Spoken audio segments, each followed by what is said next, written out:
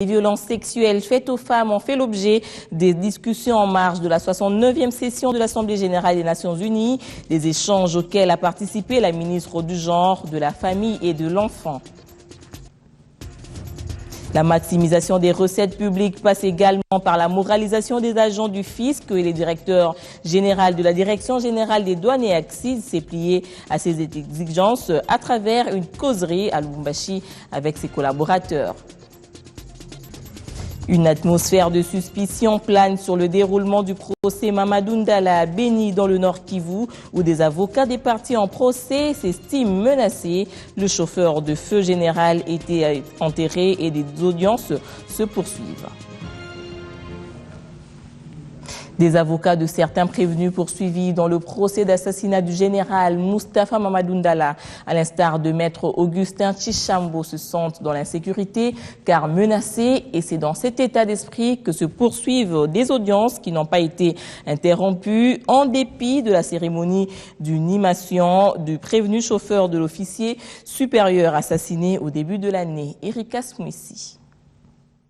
En dépit de son inhumation, il reste gravé dans les annales historiques de plusieurs participants à ces audiences. Jusqu'en début d'après-midi de ce vendredi, seul le prévenu Mbale Yossi Hassan, un élément à Defnalou, devrait être entendu. Cependant, il s'est posé une controverse entre le ministère public et la défense du prévenu autour de son âge. Pour la défense, le prévenu est encore mineur, par conséquent, ne doit pas comparaître devant la cour, mais plutôt devant les instances compétentes. Faut rétorquer les ministères publics, car selon lui, l'élément à Defnalou est majeur et doit répondre de ce acte. Pour couper la poire en deux, l'audience a été suspendue momentanément pour répondre quelques minutes après. Pendant ces temps, l'avocat conseil du lieutenant-colonel Bizourou Kigabotito craint pour sa sécurité.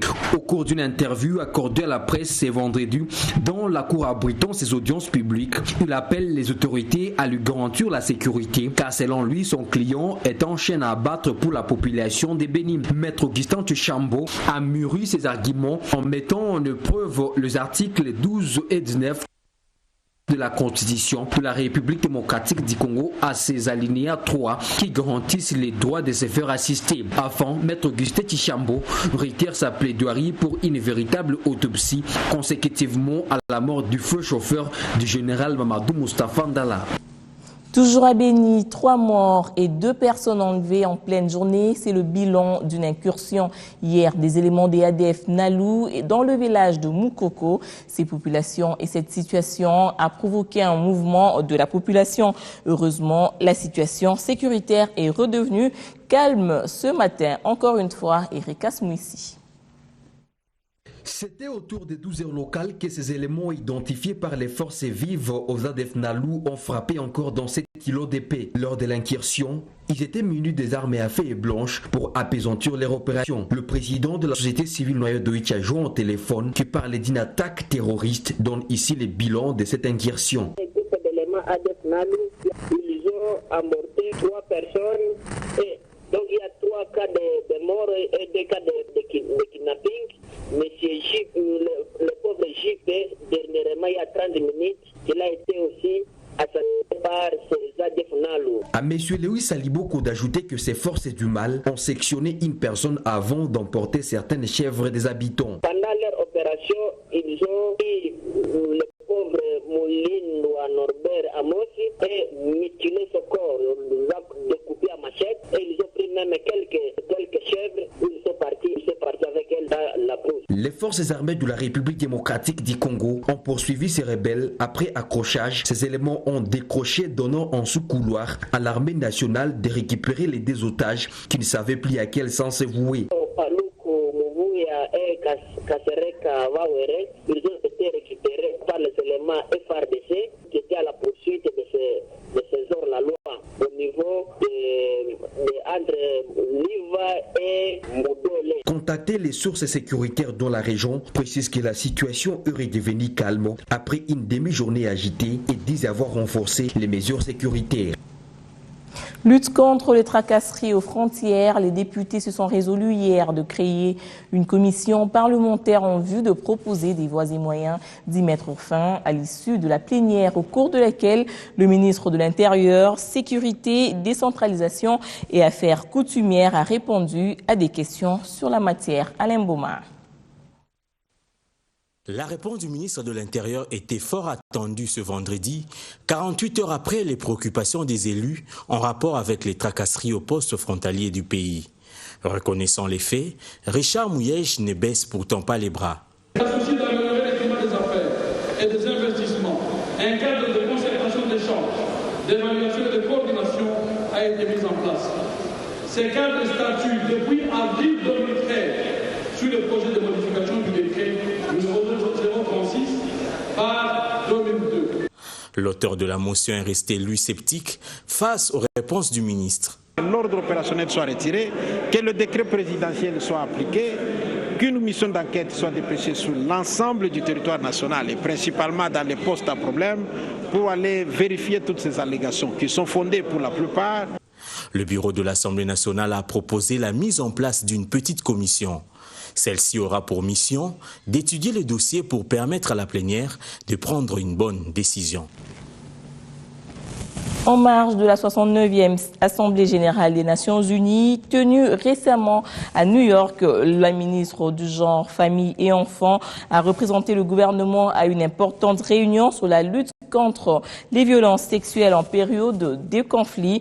La réunion a été coprésidée par le ministre britannique des Affaires étrangères et la représentante spéciale du secrétaire général des Nations unies sur les violences sexuelles, Jimmy Loumou. Une année après la déclaration de Londres sur l'engagement de la communauté internationale à mettre fin aux violences sexuelles pendant les conflits, une réunion d'évaluation a eu lieu à New York en marge de la 69e Assemblée générale des Nations unies à laquelle a pris part la ministre du Genre, Geneviève Inagossi. Au nom du gouvernement de la République démocratique du Congo, elle a évoqué les avancées réalisées à ce sujet. Nous voudrions que les avancées, que les efforts qui ont été fournis par le président de la République, par le gouvernement, soient reconnus. Et nous savons également que les différentes guerres que notre pays a connues sont dues notamment à l'exploitation illicite des minerais. Et plusieurs rapports d'experts des Nations unies ont été rendus ici pour dénoncer et même citer nommément les cas des multinationales qui entretiennent les groupes armés dans notre pays.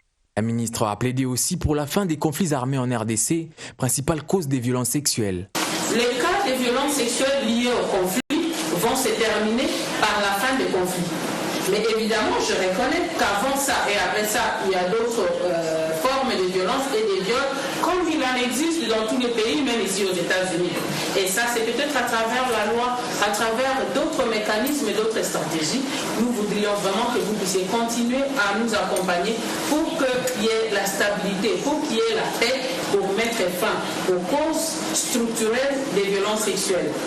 Geneviève Inagossi a par ailleurs invité les différentes personnalités qui ont pris part à cette réunion à venir en RDC pour palper du doigt la réalité sur terrain ainsi que des avancées réalisées. Gouvernance, le directeur général de la Direction générale des douanes et accises revient de Lubumbashi où il a tenu une causerie morale avec des douaniers de Katanga à qui il a demandé de ne pas recourir à des actes répréhensibles tels que la fraude, la corruption ou les tracasseries. Patricia Panzou. Sensibiliser les agents et cadres de la DGDA Katanga à bien faire leur travail en bannissant les antivaleurs afin de mobiliser les recettes.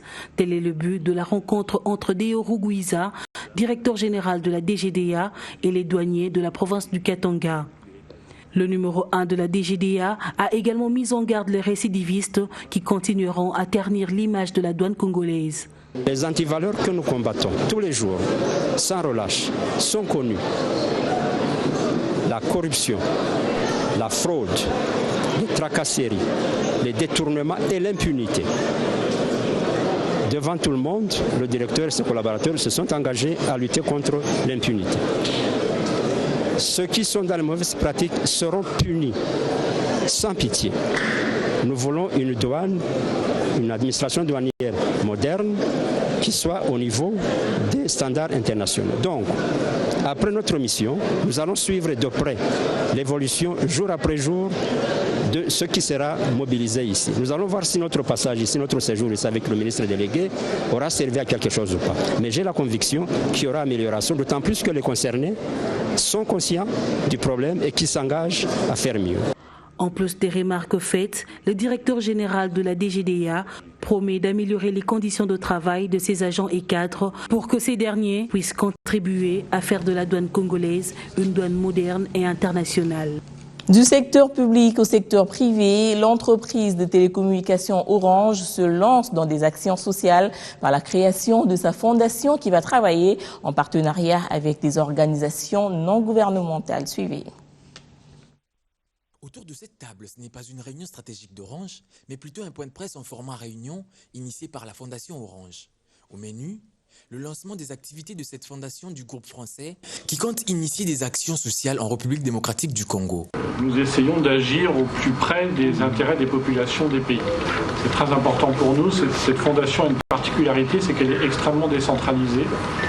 C'est-à-dire que ce sont les responsables dans les pays qui nous proposent des actions qu'effectivement nous essayons de soutenir dans la mesure du possible.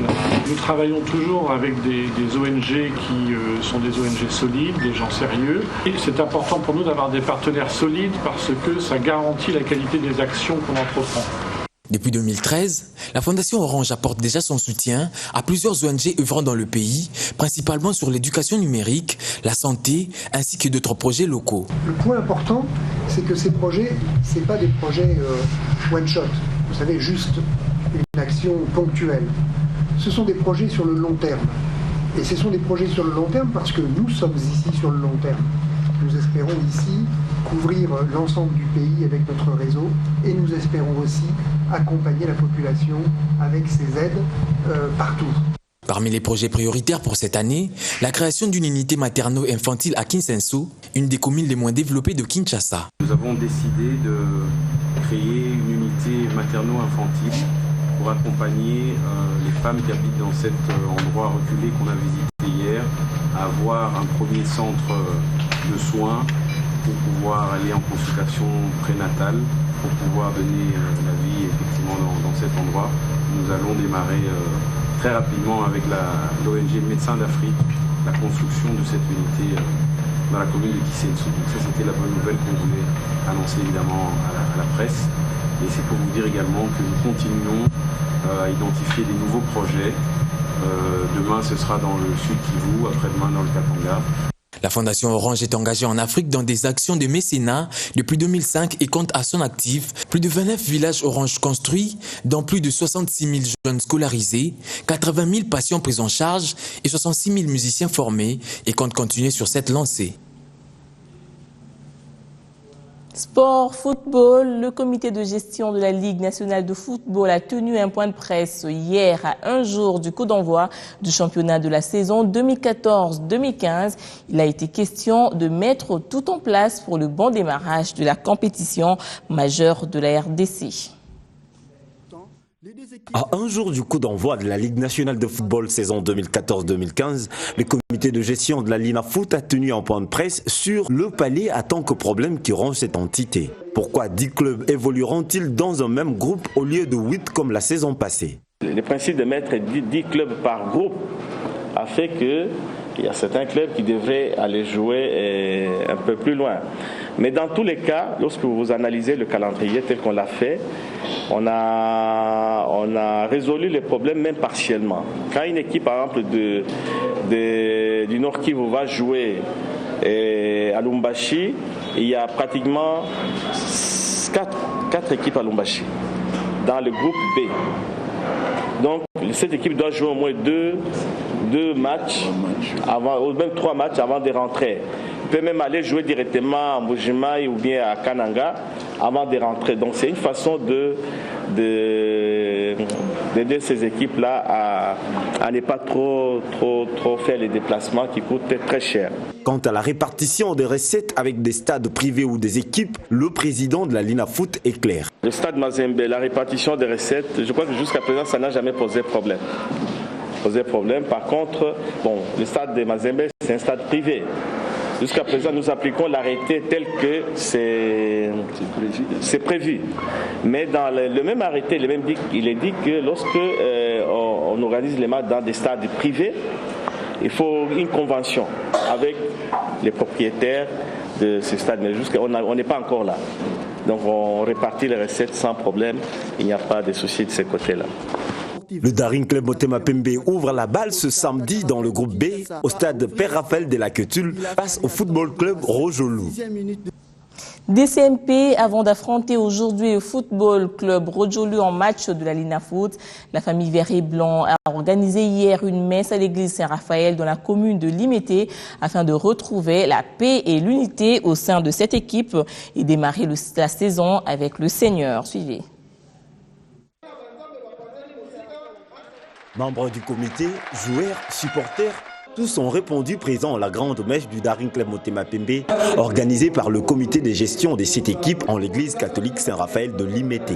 La messe avait pour objectif aider le club à retrouver la paix et l'unité. Bien sûr, moi je suis un chrétien raffermi, un chrétien convaincu, un chrétien catholique.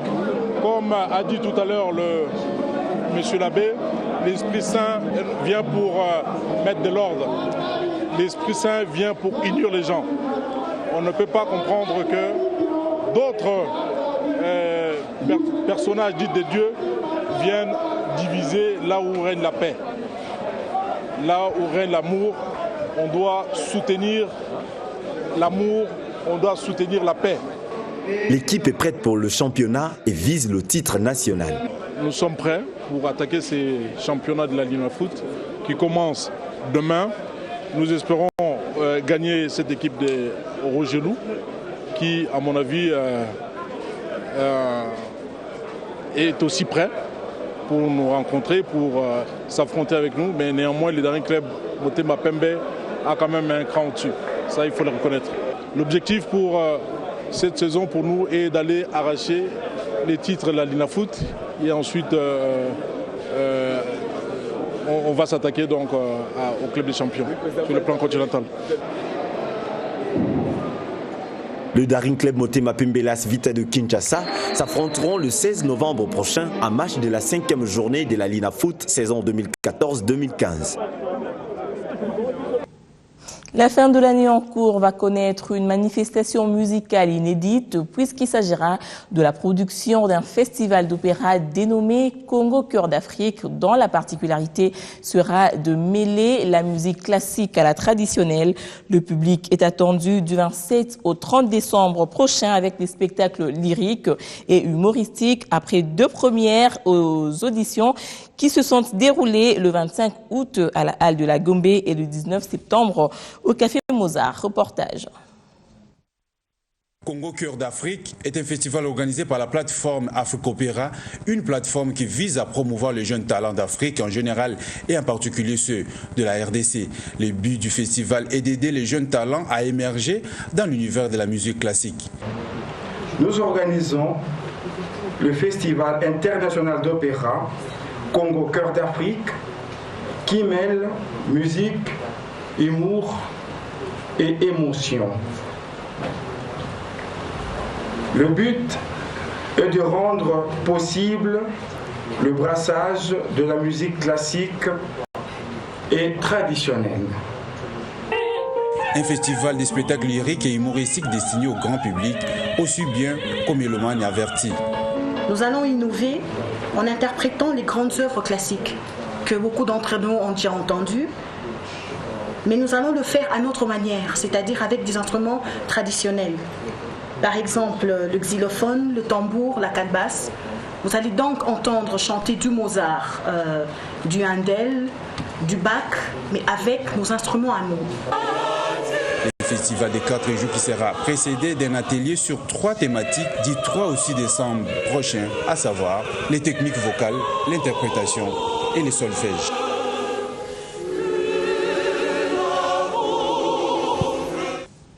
Un reportage de Christian Elongo. Fin de ce journal. Merci de rester branchés sur B1 Télévision. Bon week-end à tous.